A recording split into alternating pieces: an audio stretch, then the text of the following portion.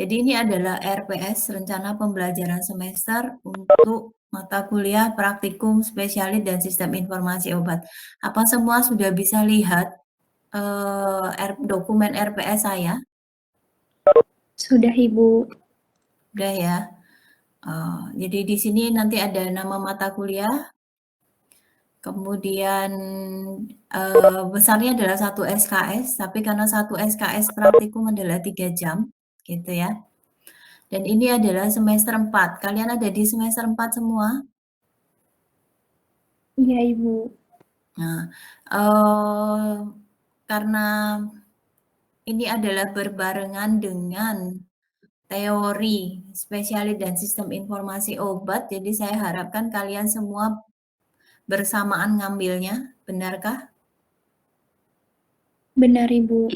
Atau ada yang sudah pernah mengambil lebih dahulu teorinya? Belum, Ibu. Belum ya, berarti ini semua mengambil bersamaan teori dan praktikum untuk spesialis dan sistem informasi obat ya. Iya, Ibu. Oke, koordinatornya adalah saya, kemudian tim pengajarnya adalah Pak Wayan Martadi Santika, kemudian ada Bu Dewa Ayu Swastini, Bu Luputu Febriana Larasanti, kemudian Pak Made Krisna Adijaya, kemudian yang baru ini adalah Pak Ida Bagus Nyoman Maharjana, beliau adalah Kepala Instalasi dari Rumah Sakit PTN Unut. Ya. Kemudian ada Pak Kadek Rudi Sucipta, beliau adalah dari Apotek BWF. Ya. Jadi di sini ada capaian pembelajaran yang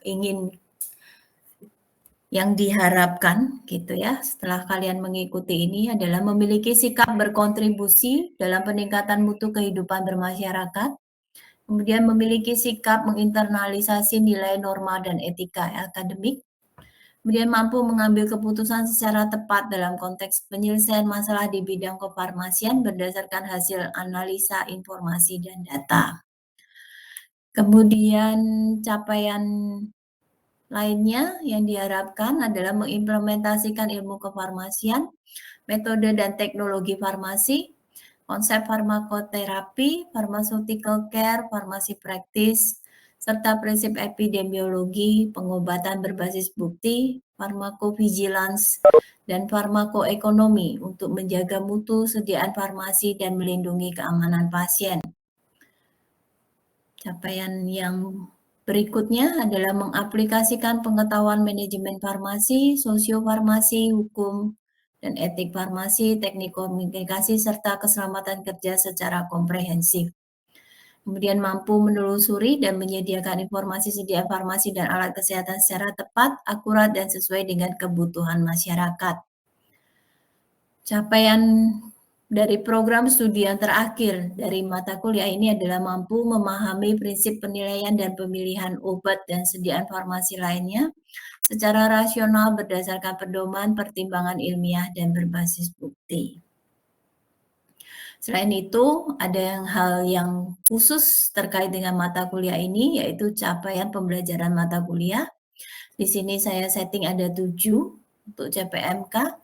Yang pertama adalah mampu menjelaskan konsep dasar tentang praktikum sistem informasi obat.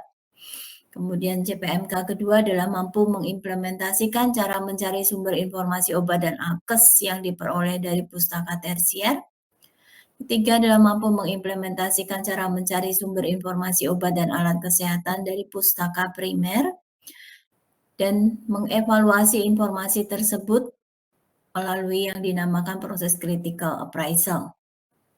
Kemudian CPMK 4 mampu mengimplementasikan jenis dan sumber informasi obat dan alat kesehatan yang diperoleh dari web-based information. Kemudian CPMK 5 adalah mampu mengimplementasikan mengenai pemberian informasi dari peresepan elektronik. Dan CPMK 6 mampu mengimplementasikan mengenai pemberian informasi obat dari penggunaan telemedicine. Dan CPMK yang terakhir adalah mampu mengimplementasikan metode pemberian informasi obat dari resep dan non-resep, termasuk di situ adalah dokumentasi, evaluasi, dan monitoring untuk obat dan alat kesehatan, baik yang habis pakai maupun tidak habis pakai di rumah sakit dan di apotek. Ya.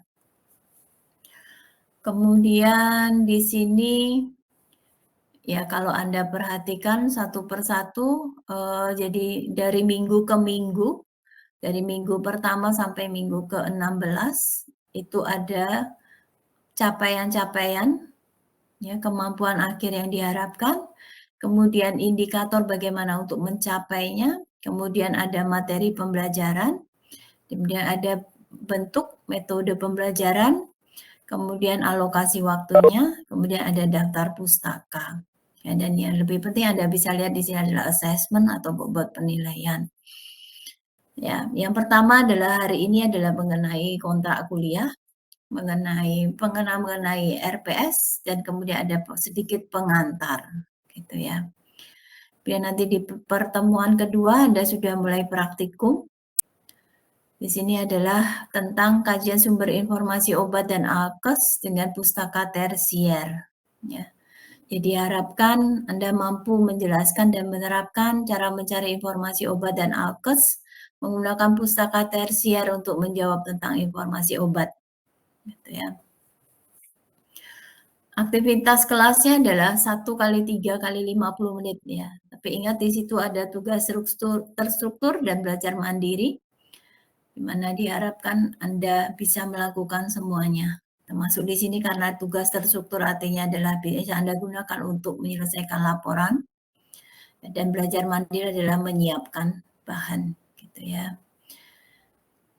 Kemudian di minggu ketiga ada tentang kajian sumber informasi obat dan alkes dengan pustaka primer, dan termasuk di situ adalah critical appraisal. Ya. Kemudian di pertemuan keempat diharapkan Anda mampu menjelaskan dan menerapkan cara mencari informasi dan obat dan alkes dari sumber elektronik atau web-based information untuk menyusun panduan terapi obat. Kemudian di pertemuan di CPMK 5 itu diharapkan bisa didapatkan di minggu ke-5, kemudian di minggu ke-6 ada juga untuk mencapai CPMK 6. Kemudian di minggu ke-7 itu ada kita setting yang dinamakan dengan evaluasi. Jadi di sini nanti diharapkan evaluasi adalah melakukan post test, kuesioner, dan kemudian melakukan diskusi bersama, gitu ya. Sini dengan bobotnya adalah 15%. Mungkin ada juga yang menggunakan istilah UTS, tetapi di sini karena murni tidak hanya berupa tes, saya mengharapkan ada diskusi, ada feedback dari kalian, makanya di sini saya namakan dengan evaluasi, gitu ya.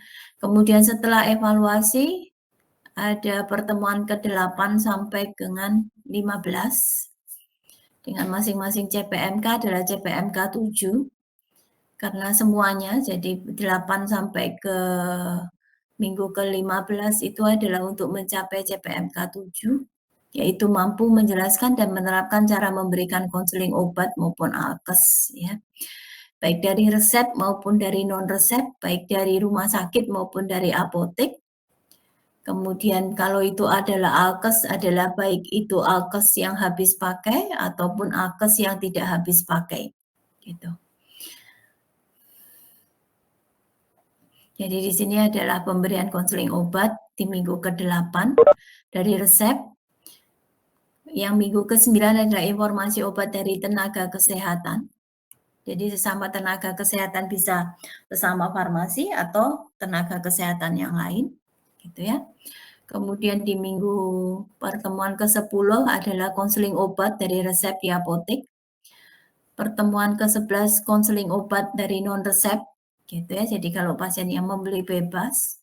Kemudian di minggu ke-12 itu sudah mulai, jadi minggu ke-12 sampai minggu ke-15, jadi pertemuan ke-12 dan sampai dengan pertemuan ke-15 itu adalah tentang alat kesehatan, ya. Jadi alat kesehatan, baik itu alat kesehatan habis pakai maupun tidak habis pakai. Yang pertama, jadi minggu ke-12 dan ke-13 adalah di rumah sakit, yang berikutnya 14 dan 15 itu adalah di apotek. Kemudian di minggu terakhir adalah responsi, Jadi seluruh bahan kajian setelah evaluasi, gitu ya.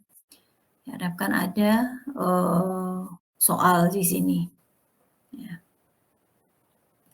Kemudian sampai di sini ada yang mau ditanyakan kah? Ada yang mau ditanyakan terkait dengan RPS?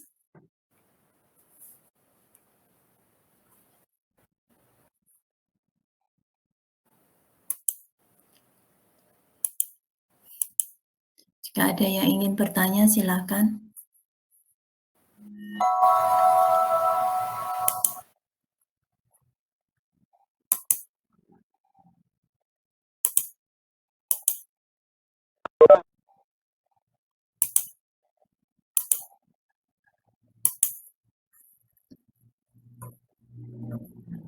Anda bisa mendengar suara saya? Bisa, Ibu. Bisa, Ada yang Bu. mau bertanya? Sejauh ini belum, Ibu. Belum ya? Oke. Yang berikutnya adalah saya menerangkan mengenai kontrak kuliah ya.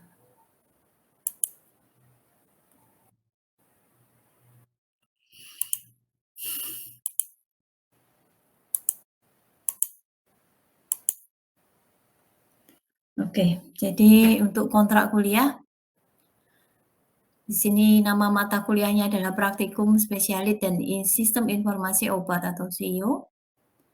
Dengan kode mata kuliah adalah 194051101 untuk semester 4, di mana ada 2 kali pertemuan untuk hari Senin jam 1 sampai jam 4 untuk golongan 3 dan 4. Mohon Dan di maaf, hari Ibu. Rabu gimana? Belum kelihatan Anda share belum lihat? screen-nya. Iya, belum, Ibu. Hah? Sorry? Belum ya? terlihat. Nggih, Ibu. Oke. Sekarang udah bisa dilihat?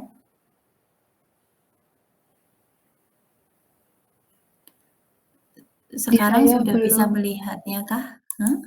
Belum, Saya Ibu. belum, Ibu. Belum ya?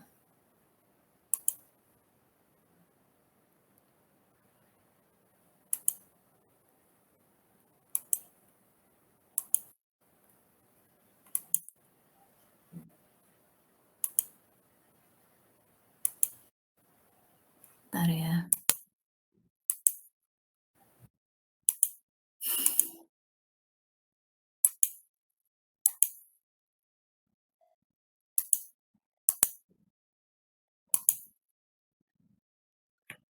Sudah bisa melihatkah? Di saya belum bisa, Ibu. Belum ya? Belum bisa, Bu.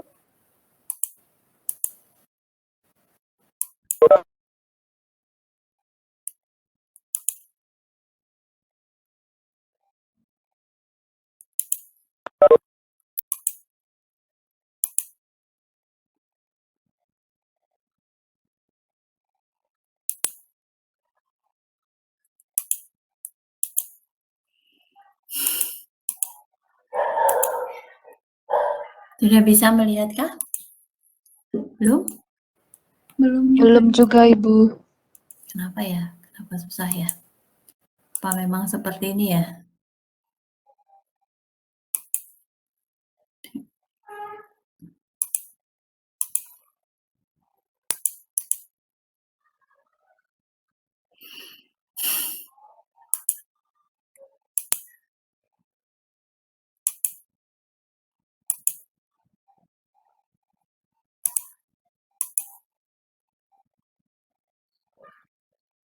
Sudah bisakah? Belum?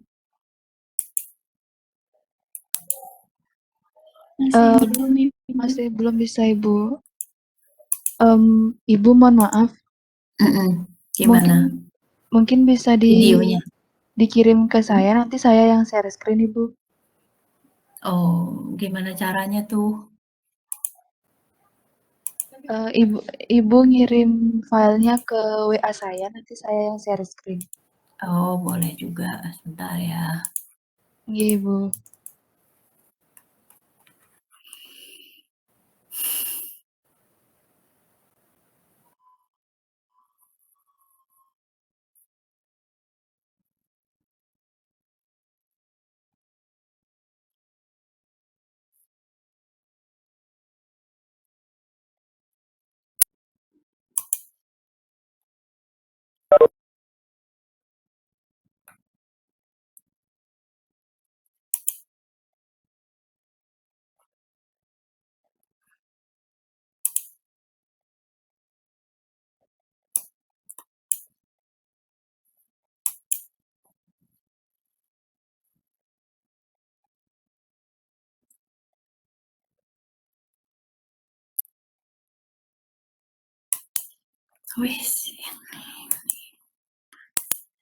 Oke.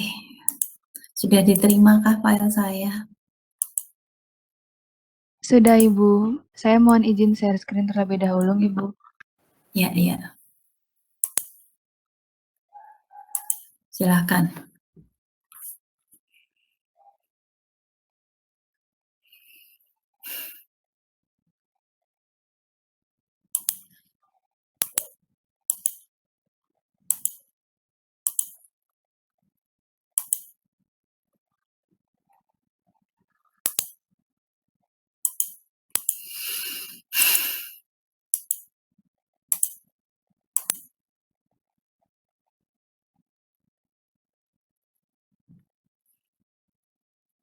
Sudah bisa melihat?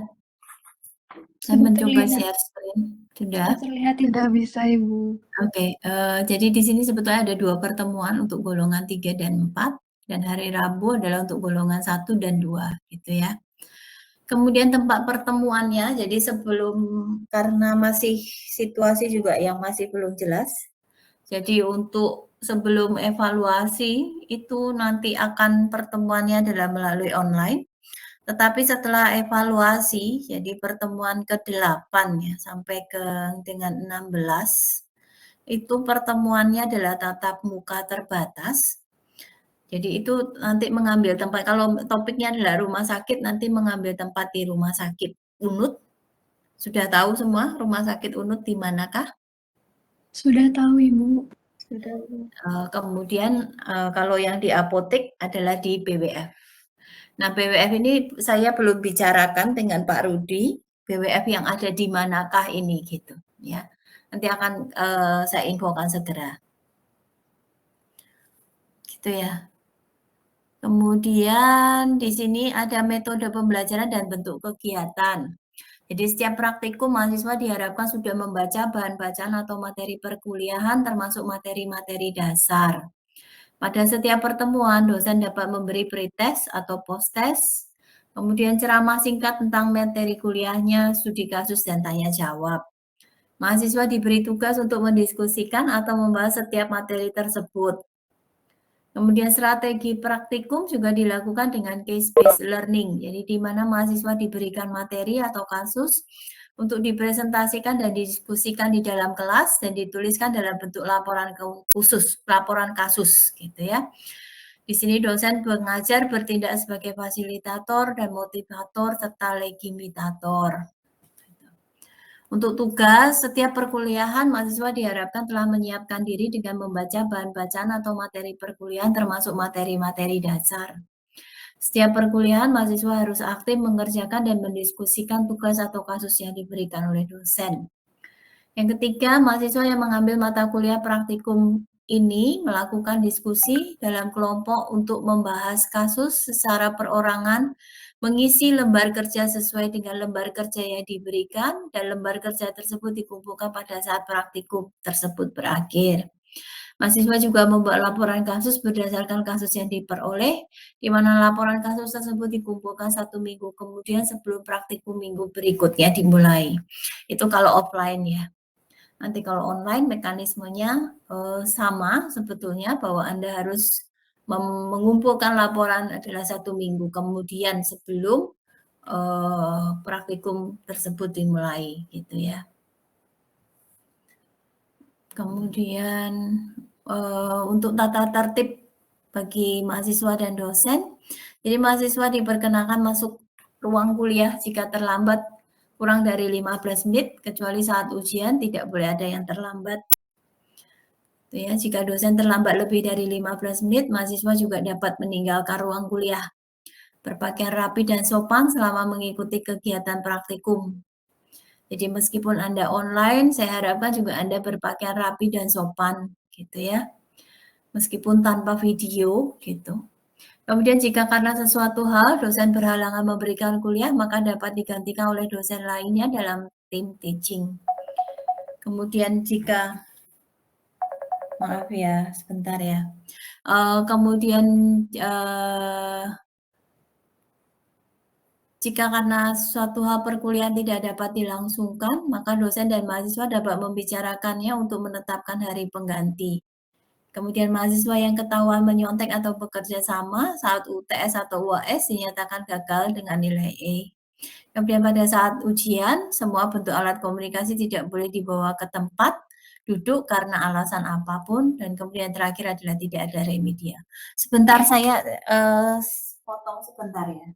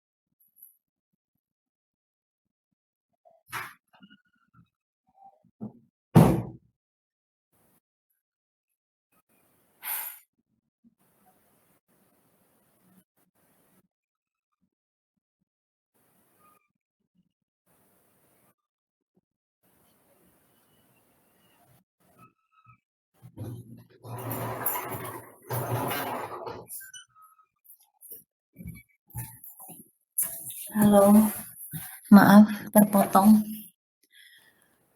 Jadi kemudian saya lanjutkan lagi untuk hasil pembelajaran. Jadi diukur dari evaluasi kemampuan mahasiswa. Komponen evaluasi antara lain meliputi aktivitas diskusi, kemudian penyusunan laporan kasus atau makalah, kemudian ujian, baik ujian tengah semester atau evaluasi yang tadi saya bilang, dan ujian akhir semester atau yang berbentuk adalah responsi, gitu ya. Kalian juga bisa memberikan kuesioner dan kritik, gitu ya. Kritik dan saran itu juga sangat kami butuhkan. Kemudian untuk penilaian atau assessment ada dua, yaitu sistem penilaian tugas terstruktur dan sistem penilaian untuk presentasi. Tugas terstruktur itu berarti yang diperoleh dari laporan kasus, dan presentasi adalah presentasi itu sendiri dan diskusi. Ya.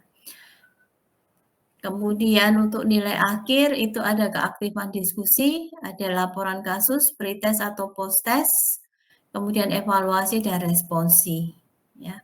Di sini perlu Anda ketahui bahwa laporan kasus dan keaktifan diskusi itu adalah 28% masing-masing ya. Jadi sebetulnya sudah mengambil porsi yang besar ya. Dan kemudian ini adalah jadwalnya. Jadi di pertemuan pertama pada tanggal 7 Februari dan nanti hari Rabu untuk kelas berikutnya itu adalah kontrak kuliah dan pengantar. Ya. Kemudian nanti di hari Senin minggu berikutnya pertemuan kedua tanggal 15 Februari itu adalah mengenai kajian sumber informasi obat dan alkes dengan pustaka tersier.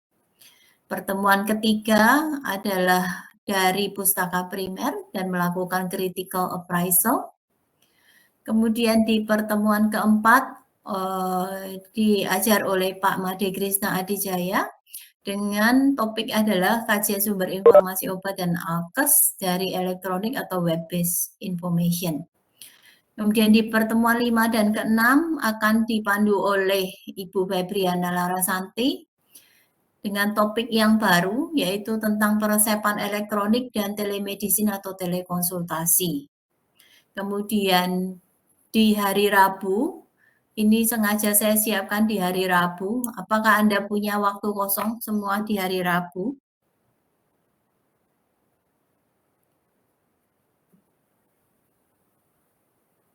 Halo? Mohon Semua mohon masih ada izin di Ibu. sana ya?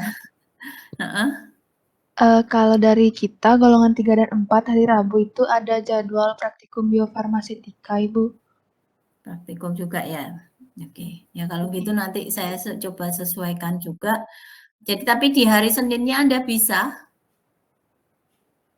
Tapi ini di Senin ini kami sudah isi dengan praktikum pertemuan ke-8. Jadi saya mohon nanti dicarikan jadwal apa yang kira-kira kalian kosong.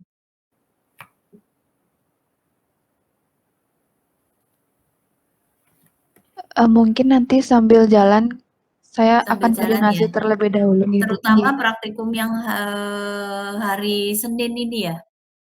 Senin ini sering banyak liburnya kalau saya nggak salah ya.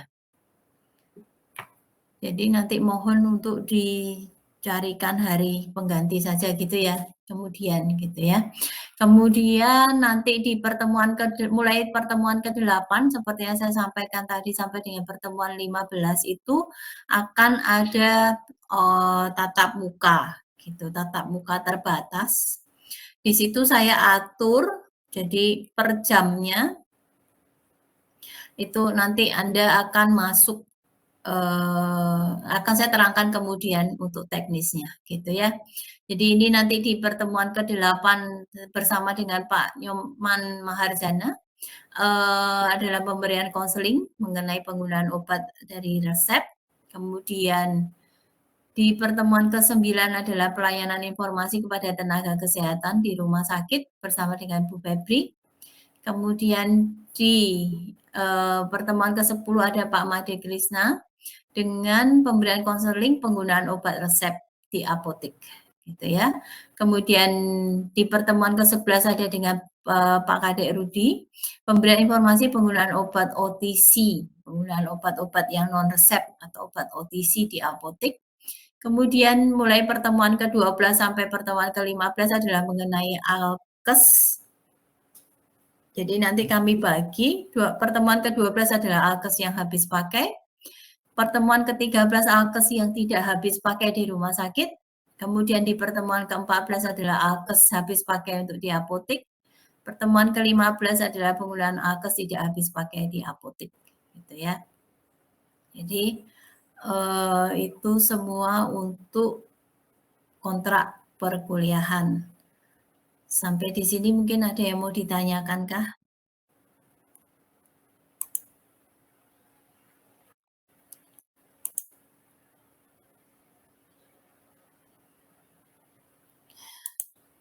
Halo, masih ada yang mendengar suara saya? Masih terdengar, Ibu. Ada yang mau bertanya kah? Saya izin bertanya sedikit, Ibu. Silakan. Yang keras ya suaranya ya. Saya soalnya nggak seberapa mendengar. Gimana? Baik, Ibu. Apakah sudah terdengar dengan jelas, Ibu? Ya. Baik. Saya izin bertanya terkait mekanisme praktikumnya sedikit, Ibu. Tadi kan dikatakan bahwa pada saat pelaksanaannya itu kita ada studi kasus, kemudian pada akhirnya membuat dan mengumpulkan laporan seperti itu. Ke laporannya itu individu juga seperti studi kasusnya ataukah kelompok, Ibu? Dan apakah ada penyusunan jurnal awal seperti itu, Ibu? Mungkin sekian, Ibu. Laporannya dalam bentuk kelompok, tapi lembar kerjanya adalah sendiri-sendiri. Kemudian untuk isi dari laporan kasusnya, yang pertama itu adalah pendahuluan. Dan kalau mau dilihat dari skornya, itu adalah nilainya adalah 20%. Kemudian bab 2 adalah tinjauan pustaka, dengan sama komposisi nilainya adalah 20%. Bab 3 adalah metode, gitu ya. Kemudian bab 4 adalah hasil dan diskusi, bab 5 adalah simpulan dan saran. Kemudian di situ juga diharapkan ada daftar pustaka. Ya. Jadi mungkin bisa dimasukkan di setelah simpulan dan saran itu adalah daftar pustaka dengan nilai adalah 5%. Gitu ya. Mungkin ada yang mau bertanya? Sudah cukup jelas yang bertanya? Sudah jelas Ibu, terima kasih. Ya. Izin bertanya, Ibu. Ya, Berarti untuk silakan. enggak, Ibu. Izin bertanya, berarti untuk di awal nikah nggak perlu isi jurnal awal lagi nggak, Bu? Langsung LK dan nanti diakhiri dengan laporan praktikum kelompok. Ya. Jurnal awal ini maksudnya seperti apa? Biasanya kita ada buat jurnal awal gitu, Bu, tapi tergantung dari praktikumnya. Ya, ya. Kalau di sini sih saya cuma minta Anda itu menyiapkan diri dengan materi dan bahan. Kalau Anda mau ambil dari jurnal ya silakan, Anda mau belajar dari buku juga silakan. Yang penting Anda mengikuti kuliah ini, sebelum mengikuti kuliah ini adalah sudah dipenuhi dengan materi yang akan disampaikan, gitu ya. Kalau Anda mau belajar dari jurnal juga boleh, karena ini nanti kan terkait juga dengan materi ya, terutama sumber-sumber informasi itu kan bisa dari jurnal. Terutama untuk kalau dia adalah pustaka primer. Tapi kalau Anda memang mau misalnya dari pustaka tersier, Anda membaca buku atau membaca referensi apapun, ya silahkan saja. Tapi yang saya maksudkan di sini adalah Anda mengisi diri. Jadi telah menyiapkan diri dengan membaca bahan bacaan dan materi kuliah, gitu ya. Gimana? Sudah jelaskah? Baik, Ibu. Ya. Sudah jelas. Terima kasih, Bu. Ya, makasih. Ada lagi yang mau bertanya? Mohon izin bertanya lagi, Bu.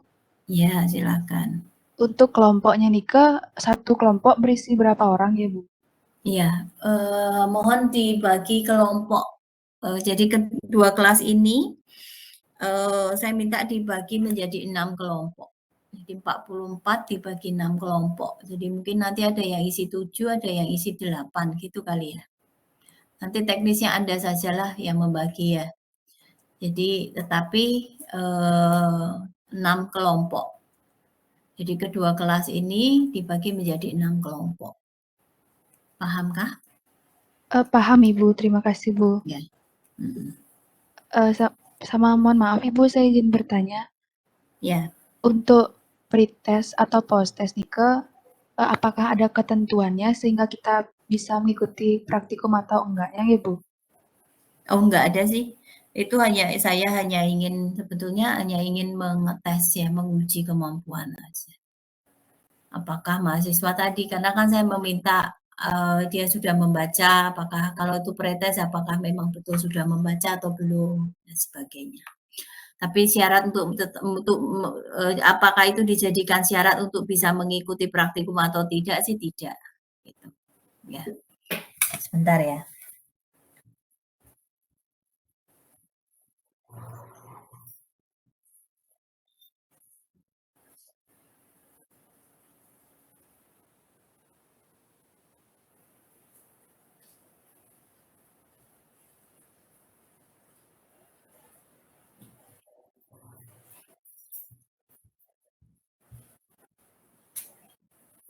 Yang bertanya sudah jelaskah? Dari saya sudah jelas, Ibu. Terima kasih, Bu. Ya. Ya. Ada lagi yang mau bertanya?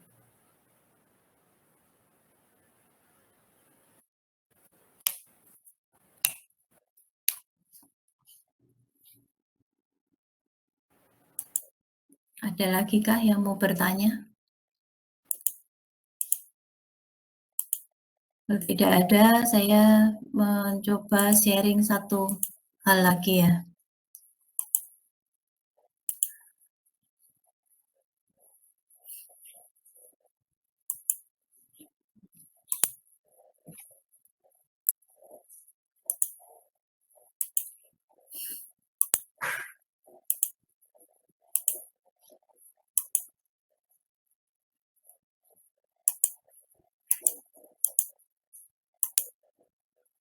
Sudah bisa terlihatkah untuk PowerPoint saya? Sudah bisa, Sudah, Ibu. Ibu. Udah ya? Oke. Jadi ini sebetulnya hanya secara teknis saja saya ingin memberikan penjelasan. Jadi bahwa tujuan umumnya adalah mahasiswa mampu melakukan evaluasi terhadap sumber informasi obat dan akes sehingga dapat menyelesaikan kasus yang berkaitan dengan informasi obat dan akes dengan menggunakan perangkat dan metode yang sesuai, gitu ya. Jadi mengapa sih perlu praktikum SEO ini, gitu ya? Jadi adanya pergeseran paradigma pelayanan kefarmasian dari produk oriented yang menjadi pharmaceutical care. Pernah mendengar ya apa yang dimaksud dengan pelayanan kefarmasian?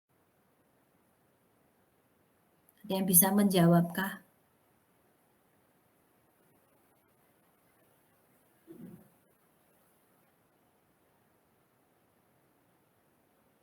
Semua bisa mendengar saya berbicara? Bisa, Ibu. Saya mohon izin menjawab, Ibu. Iya, langsung aja. Baik, terkait dengan pelayanan kefarmasian, sepemahaman saya, Sebutkan nama dan NIM-nya ya. Nama dan NIM. baik Ibu, saya Yaya Nasri, NIM 2051. Ya. Jadi sepemahaman saya terkait dengan pelayanan kefarmasian itu merupakan suatu pelayanan yang kita berikan secara langsung dan bertanggung jawab kepada pasien yang berkaitan dengan suatu sediaan farmasi yang bermaksud atau tujuannya adalah mencapai hasil yang pasti untuk meningkatkan mutu kehidupan pasien. Seperti itu, Ibu. Jadi di situ jelas ya. Maka dari yang dulunya hanya produk oriented kemudian menjadi pharmaceutical care karena ada memang yang dinamakan dengan tuntutan pelayanan kefarmasian tersebut. Jadi di situ jelas ada interaksi antara si pemberi pelayanan dalam hal ini adalah apoteker dengan pasiennya. Dengan bentuk interaksi tersebut bisa berupa informasi, bisa berupa monitoring penggunaan obat misalnya, dan dokumentasi gitu ya. Ada yang pernah mengikuti konseling nggak?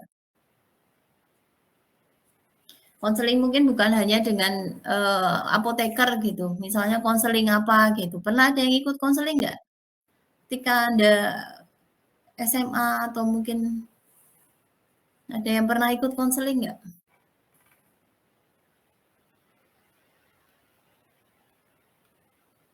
Izin Saya belum menjawab, pernah, Bu. Ibu. Sudah Ya, pernah. silakan. Pernah? Dengan siapa? Pernah dengan guru bimbingan konseling di SMA sebelum mau mencari perkuliahan, Bu. Oh gitu ya. Ada dokumentasinya nggak kira-kira? Untuk Masih ingat nggak dokumentasinya, kira-kira? sepertinya tidak ada, namun setiap guru BK itu mencatat hasilnya. Jadi setiap murid yang berkonsultasi itu dicatat keinginan berkuliah di mana, terus jurusan yang dituju apa, dan disesuaikan dengan minat bakat dari peserta didiknya itu, Bu. Berarti tetap ada dokumentasi dong ya harusnya ya. Enggak, Bu. Ada lagi nggak yang pernah misalnya dengan psikolog gitu atau dengan dokter gitu, kira-kira pernah nggak berkonsultasi? Ada yang mau sharing nggak di sini?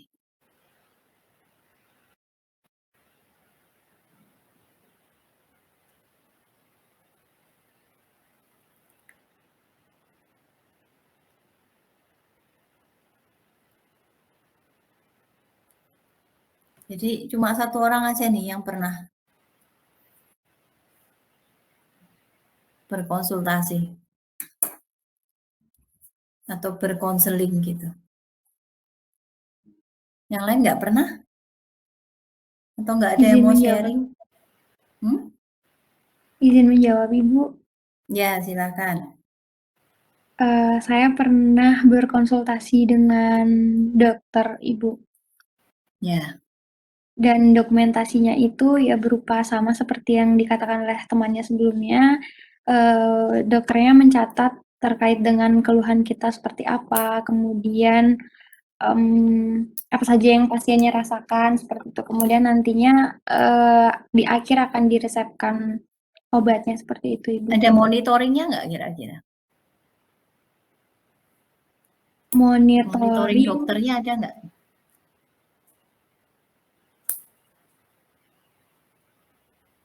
Atau Anda monitoringnya? Iya, Bu, monitornya maksudnya pada saat konsultasinya ya, Ibu? Atau prakonsultasi? Ya, setelah. Yang Kan setelah, Anda sudah dikasih obat, dikasih resep, Anda beli obatnya, ada nggak kira-kira monitoringnya? sepertinya tidak, Ibu. Nggak ada ya? Oke. Ya. Ya, jadi kalau kita diharapkan yang dinamakan dengan pelayanan kefarmasian itu sudah sampai monitoring dan dokumentasi gitu. Makanya diharapkan di kuliah yang topiknya adalah tentang konseling, diharapkan Anda juga bisa sampai menyusun bagaimana monitoring termasuk dengan dokumentasinya gitu ya. Nah, untuk kesemuanya itu tadi supaya Anda bisa memberikan pelayanan kefarmasian yang berorientasi kepada pharmaceutical care, kemudian bisa berinteraksi dengan pasien gitu ya. Anda bisa memberikan komunikasi, informasi, edukasi, di situ termasuk monitoring dan dokumentasi, maka Anda diperlu yang dinamakan dengan sumber informasi. Gitu ya. Ditambah lagi dengan adanya salah satu pengelolaan apotek gitu ya, menurut Permenkes itu adalah pengelolaan dan penyerahan sediaan farmasi, alat kesehatan dan bahan medis habis pakai gitu ya. Jadi di situ sudah jelas ada penyerahan sediaan farmasi, jadi bukan hanya obat ya. Kemudian alat kesehatan dan bahan medis habis pakai itu memang karena sudah dicantumkan di yang dinamakan dengan peraturan, berarti mau tidak mau apotek juga harus sudah siap gitu ya. Nah, karena farmasis ini adalah nantinya akan bekerja juga di apotek, jadi diharapkan ya ketika Anda memberikan pelayanan kefarmasian itu juga Anda bisa memberikan informasi yang benar, bukan saja tentang obat, tapi juga tentang alat kesehatan gitu ya. Makanya di praktikum ini diharapkan Anda itu dapat memberikan informasi bukan saja obat tetapi juga alat kesehatan. Jadi ada 3 kategori untuk sumber pustaka. Ya. Jadi untuk bisa memberikan informasi tadi, Anda memerlukan namanya sumber pustaka. Gitu ya. Jadi ada 3 macam sumber pustaka yaitu primer, sekunder, dan tersier. Yang primer itu artinya adalah informasi yang terbaru, yang asli, dan dipublikasikan. Informasi yang terdapat di dalamnya umumnya berupa hasil penelitian yang diterbitkan dalam jurnal ilmiah. Contohnya adalah jurnal Lancet, JAMA, BMJ, gitu ya. Ada yang pernah dengar nggak ketiga jurnal tersebut? Nama dari ketiga jurnal tersebut? Lancet, JAMA, BMJ. Ada yang pernah dengar?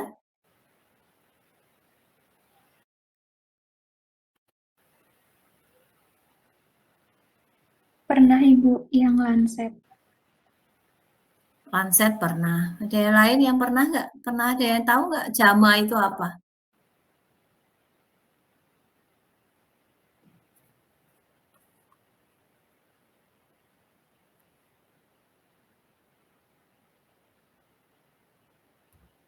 Ada yang pernah membuka nggak jurnal JAMA gitu?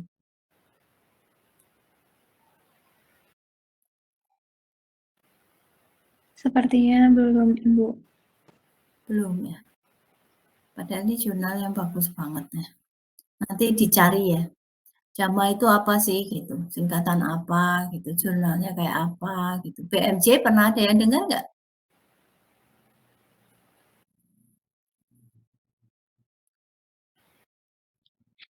Belum pernah mendengar Ibu, baru Lancet saja.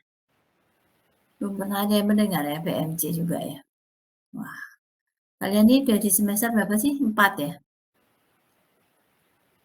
Nanti Enggak dicari Ibu, ya. semester 4. Iya, nanti dicari ya PMC itu apa gitu. Kemudian yang berikutnya adalah pustaka sekunder. Jadi umumnya berisi kumpulan abstrak dari berbagai macam artikel jurnal.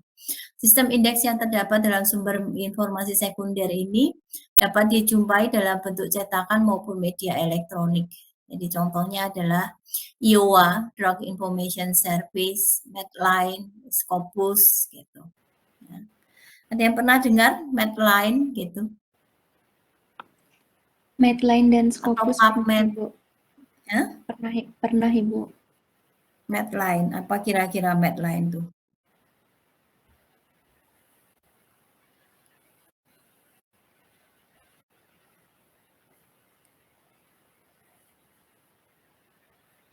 Mohon maaf Ibu, tadi Medline ya Ibu? Ya. Kalau tidak salah, Medline itu suatu literatur Ibu.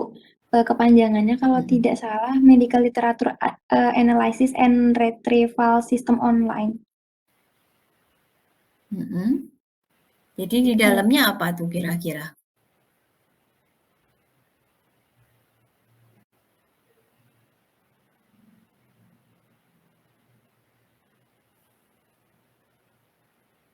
Dia pernah buka nggak? Saya pribadi belum Ibu, hanya mendengar. Belum. Oke. Scopus juga belum pernah ya?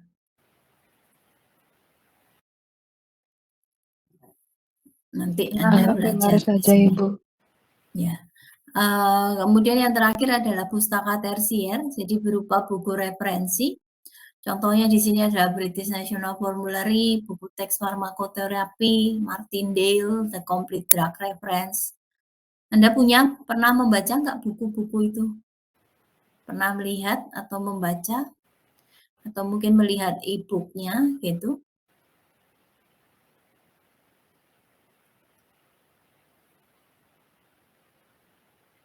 Buku teks farmakoterapinya ada Ibu. Ada. Kalau BNF pernah lihat nggak?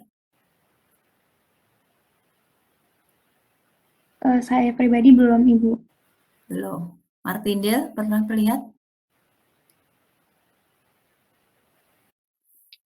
Belum pernah Ibu. Belum ya? Kalian ini berarti dari semester 1 itu online semua ya? Iya Bu, online dari semester 1. Jadi praktikum pun masih online semua ya? Online Belum semua. ada tatap muka ya? Dari farmasi belum Ibu. Belum ada sama sekali. Jadi kalian ini belum pernah tatap muka gitu ya? Belum Ibu. Belum ya? Karena buku-buku ini tuh sebetulnya ada di ruang baca. Jadi kalian kalau memang perlu ya kalian sebetulnya bisa membaca, pergi ke ruang baca farmasi, kemudian Anda membaca di situ gitu ya. Kalau pergi ke kampus saja kan boleh ya meskipun kuliahnya online. Atau kalian juga nggak pernah ke kampus sama sekali gitu ya, meskipun online gitu? Boleh Ibu, kalau ada tujuan tertentu. Ya. Ya, jadi nanti karena praktikum ini kan memerlukan sumber informasi, gitu ya. Jadi di mana kalian juga harus menilai apakah sumber informasi tersebut, terutama untuk yang critical appraisal itu, apakah sumber informasi tersebut itu betul dan bisa dipercaya atau tidak, bisa digunakan atau tidak. Jadi ya saya harapkan ya kalian paling tidak itu ya pernahlah membaca gitu ya, atau membuka buku referensi yang terkait dengan bidang klinik ya. Kemudian cari informasi lah paling tidak Scopus itu apa gitu ya. Kemudian jurnal-jurnal, kalian pernah disuruh cari jurnal nggak? Kalau di yang terutama mata kuliah klinik. Pernah Ibu. Disuruh mencari jurnal? Pernah Ibu. Contoh jurnalnya apa yang kalian pernah cari? Yang kalian pernah dapatkan?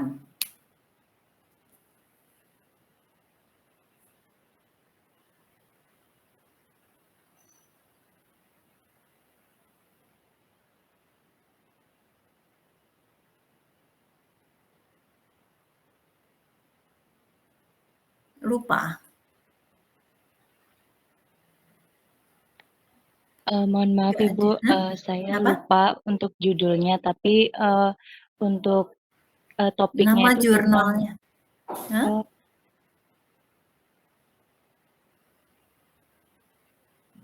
Nama jurnalnya juga lupa.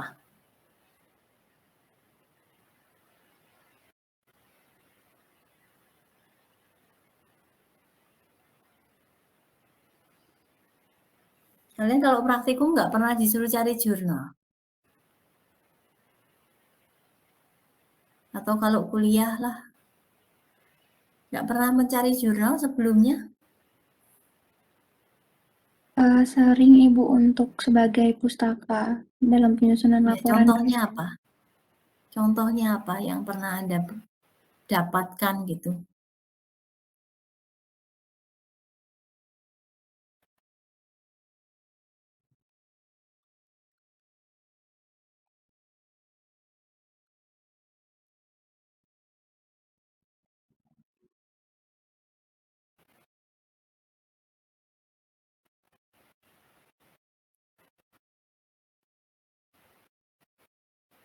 Apa? Dari sekian banyak ini, dari sekian 44 mahasiswa ini nggak ada ya satupun yang ingat jurnalnya yang diperoleh apa gitu. Atau pernah mendapatkan jurnal apa gitu. Nama jurnalnya, saya nggak perlu judul jurnalnya. Saya hanya ingin mengetahui nama jurnalnya. Anda tahu kan nama jurnalnya itu? Nama jurnal Anda tahu kan? Seperti Elsevier seperti itu ya Ibu? Elsevier itu bukan nama jurnal. Elsevier itu adalah nama penerbitnya. Kalian dari Elsevier dapat jurnal apa? Gitu.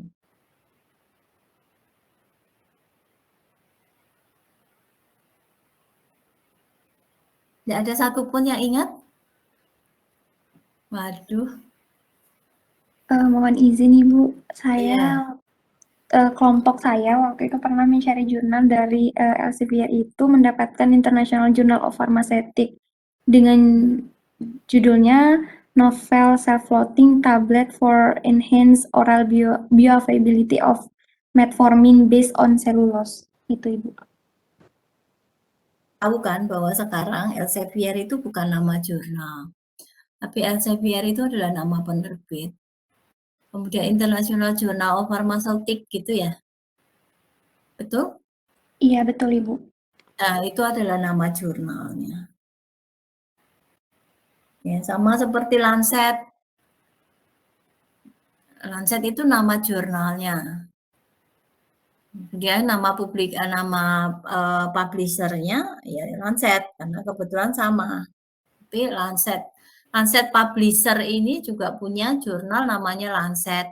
Selain itu ada Lancet lain-lain, misalnya Lancet Public Health, Lancet untuk per kasus misalnya. Itu banyak gitu. JAMA itu juga merupakan singkatan. Dia adalah dari Asosiasi Medical Amerika ya. Jadi Asosiasi Kedokterannya Amerika itu.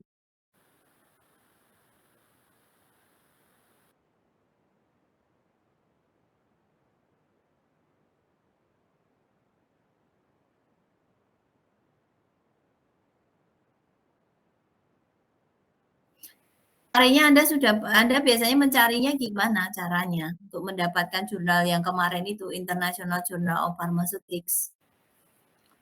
Siapa menjawab tuh namanya siapa ya? Yang menjawab saya tadi siapa namanya? Saya Yaya Nasri Ibu, 551. Ya, kamu tadi mencarinya itu kemarin caranya bagaimana?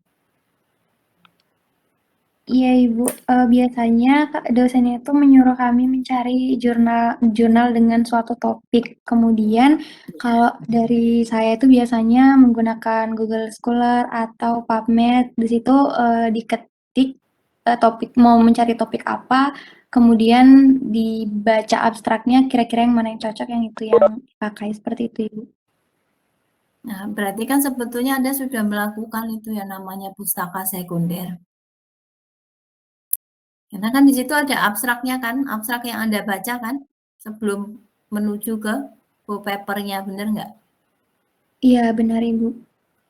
Nah, jadi Medline itu sebetulnya merupakan database untuk PubMed, gitu ya.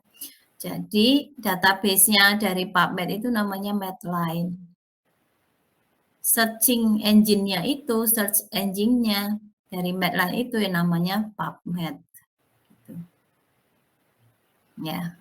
Jadi Anda sebetulnya ya sudah pernah lah paling tidak untuk mencari pustaka primer pun Anda sudah tahu, sekunder sudah tahu, dan tersier pun Anda mungkin juga sudah sering gitu ya. Itu. Ada yang mau ditanyakan dulu tentang sumber pustaka?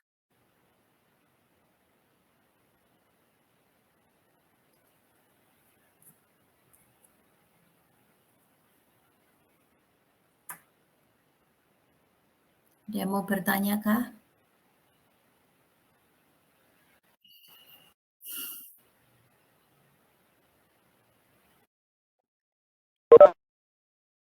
Semuanya masih mengikuti nih 44-nya.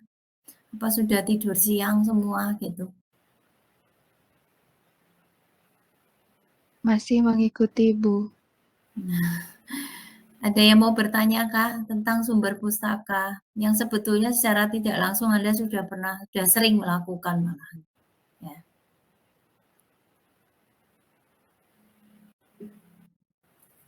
Kalau tidak ada saya lanjutkan.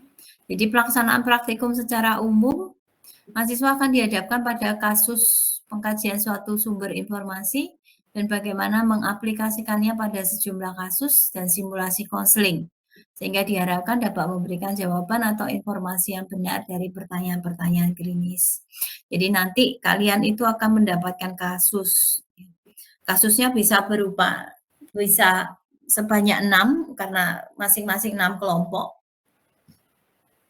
Jadi untuk yang hari Senin 6 kelompok, ya hari Rabu juga 6 kelompok. Apa nanti bisa saja kasusnya itu misalnya hanya 3 tetapi dikerjakan oleh 2 kelompok gitu ya. Tapi dengan syarat ya udah tahu bahwa tidak boleh sama. Artinya kan akan ketahuan ketika Anda mengerjakannya ini bersama gitu ya. Misalnya kelompok A dan B ini mendapatkan kasus yang sama. Bukan berarti A dan B ini kemudian mengerjakannya secara bersama-sama gitu ya, paham?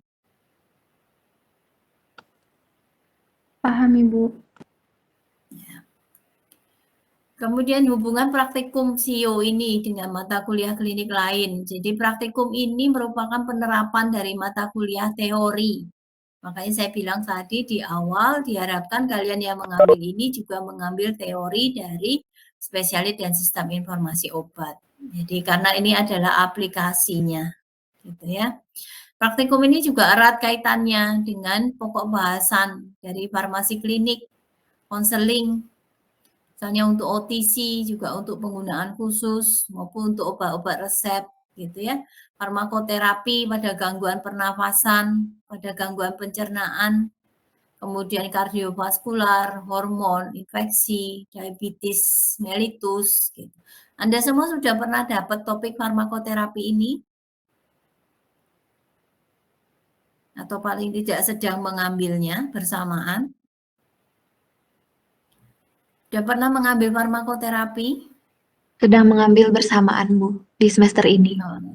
Farmakoterapi apa?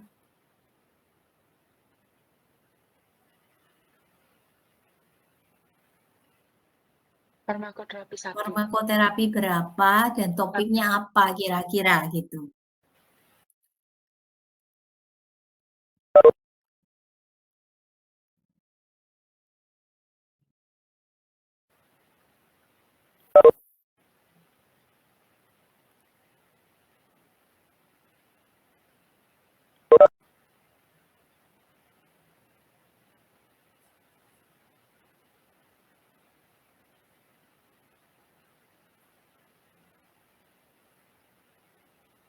Tidak ada yang Farmakoterapi tahu sama 1, sekali. Ibu.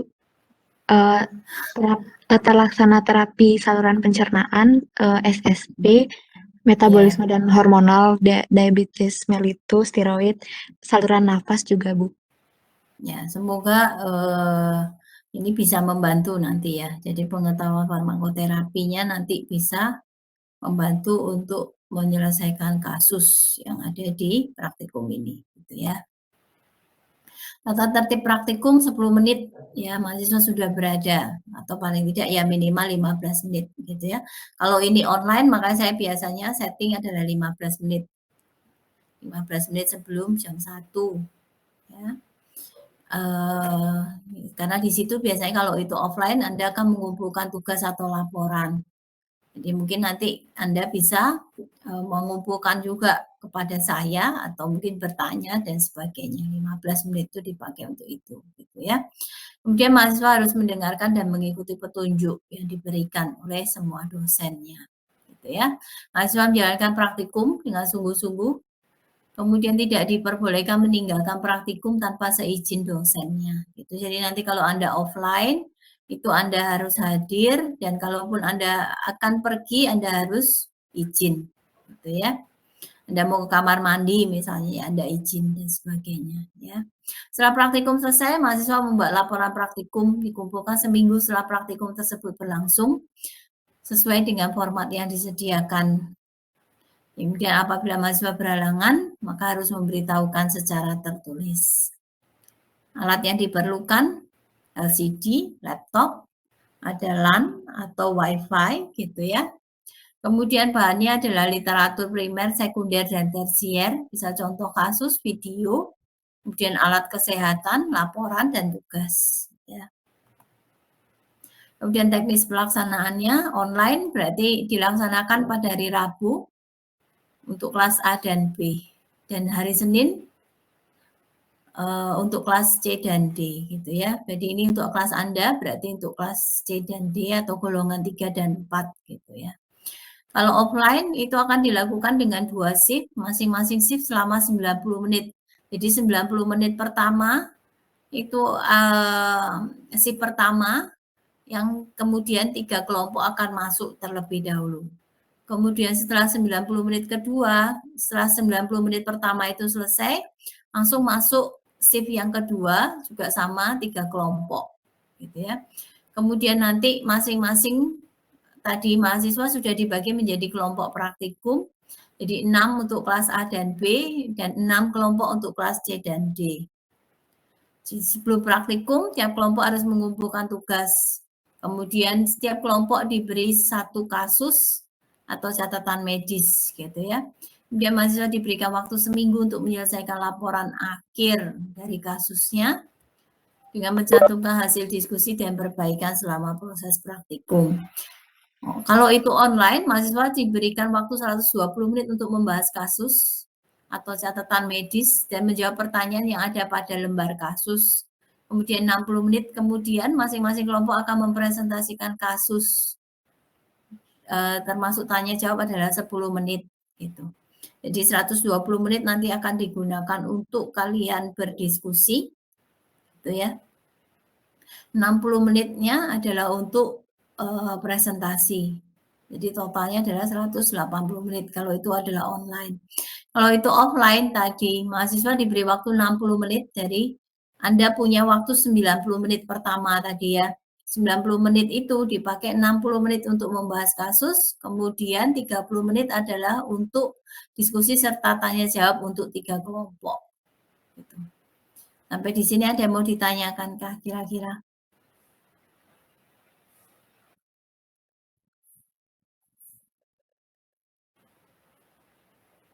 Dari saya belum ada, Ibu. Belum ada ya, jadi udah jelas ya. Ini adalah format laporannya, pendahuluan, deskripsi kasus, kemudian analisa dan penyelesaian, kemudian pembahasan, hasil tanya jawab, dan kesimpulan. Atau Anda mau pakai tadi sama boleh juga. Pendahuluan, deskripsi kasus, Anda kemudian bisa masukkan di situ tinjauan pustaka, gitu ya. Analisa dan penyelesaian itu termasuk dalam metode, gitu. kemudian bagaimana diskusi dan tanya jawab, masukkan di hasil atau diskusi, boleh juga masukkan. Intinya sama ya.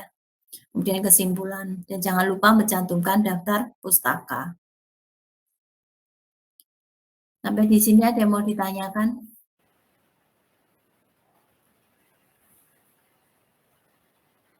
Dari saya belum, Ibu, sudah cukup jelas.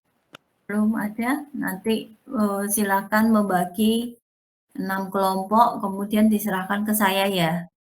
Formanya saya minta tolong untuk menyerahkan Baik, Ibu. nama-nama kelompoknya. Gitu. Oke, baik, Ya. Ibu. Ada yang mau ditanyakan kah? Ibu izin bertanya, untuk daftar pustaka Silakan. apakah ada ketentuannya, Bu? Harus memakai Ada sih. style apa? Kalau biasanya kalau klinik itu sebetulnya Vancouver, tapi saya nggak tahu.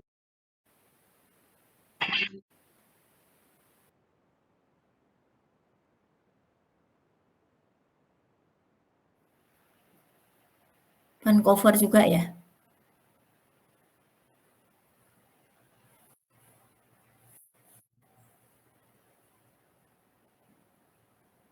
Mohon maaf Ibu, tadi suaranya hilang.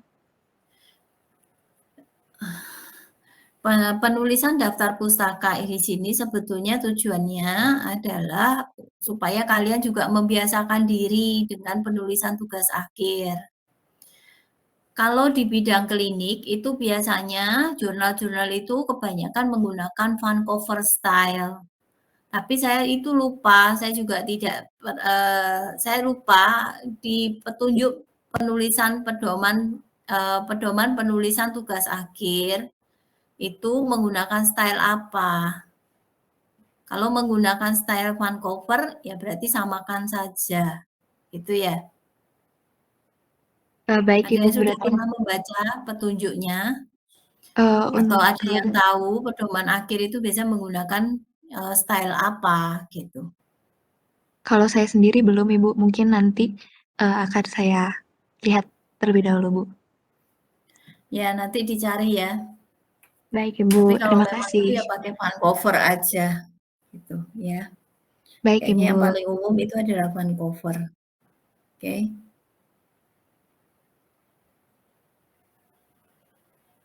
Ya gunakan aja daftar pustaka menggunakan Vancouver style. Ada lagi pertanyaan?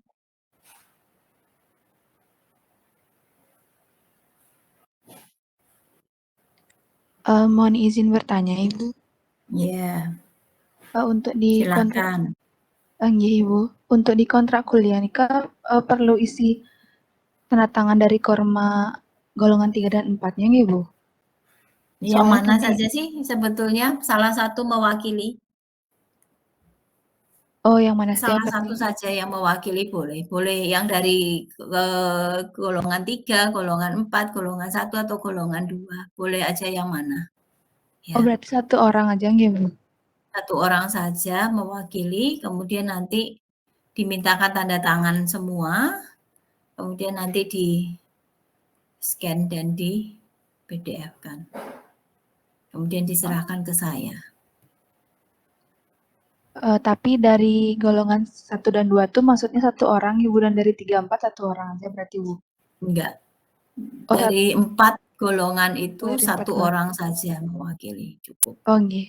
Nggih, baik, Ibu. Soalnya tadi sudah ada namanya Agus Saputra, mungkin nanti Agusnya Ya, saja, karena Bu. itu yang menghubungi saya pertama kali, jadinya yang saya tulis pada saat saya menulis itu, yang bersangkutan menghubungi saya, jadi saya tuliskan saja sekalian di situ. Tapi siapapun di situ, itu bebas saja, kalian berunding sendiri sajalah, gitu ya. Nggih. Nggih, siap, Ibu. Terima kasih, Bu. Ya.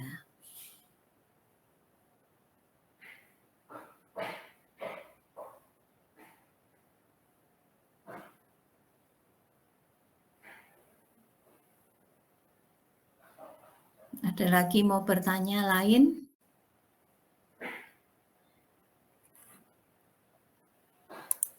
Tidak ada, sudah jelas semua kah? Dari Sudah saya jelas sudah semua? jelas, Ibu. Sudah jelas ya? Sudah Ibu.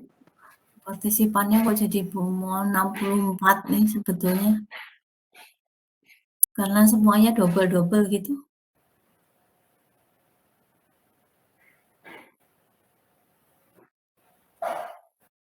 Apa semuanya ikut kelas ini gitu? Di saya partisipannya 46 Ibu. Oh, di saya kok 64. Ya udah kalau gitu. Ada yang mau ditanyakan lain? Kalau tidak ada saya akhiri. Karena ini baru kuliah pertama. Sudah cukup Ibu dari saya. Sudah cukup ya. Baik, bisa saya akhiri? Bisa Ibu, Bisa, terima Ibu. kasih. Bisa Ibu. Saya Terima kasih Bu. Selamat